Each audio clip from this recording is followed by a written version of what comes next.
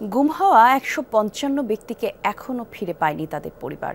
অবিলম্বে তাদের মুক্তির দাবি জানিয়েছেন স্বজনরা। শিয়া বাটার ও ভিটামিন ই সমৃদ্ধ lily glam beauty soap. Lily, always beautiful. বুধবার বিকেলে জাতীয় জাদুঘরে ছিল গুম, জান এবং জবান শীর্ষক আলোচনা সভা। সেখানেই এই দাবি তোলেন তারা।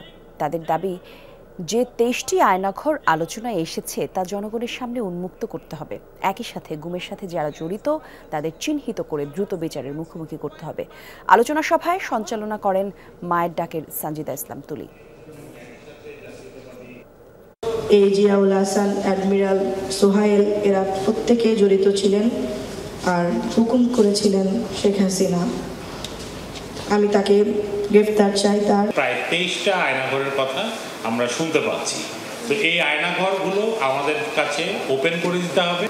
মায়ের ডাক কাজ করে যাবে যতদিন আসলে একজন মানুষ পর্যন্ত যার সন্ধান আমরা পাবো না, ততদিনও মায়ের ডাক কাজ করে যাবে।